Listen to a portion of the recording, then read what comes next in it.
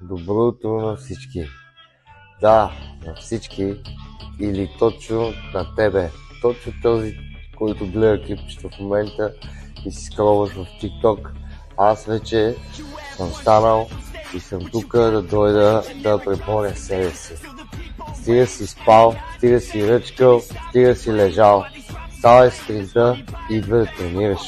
Чувстваш се изморен, чувстваш се гадно сутрин, нормално. Лоша храна, лош начин на живота. Стани, ела с мен, тренирай и ще видиш как се чувстваш по-натам. Хем си по-жизнен, хем си по-здрав, хем си по-готин. Опитай, ела с мен на фитнес. Сутринта. Let's go, baby!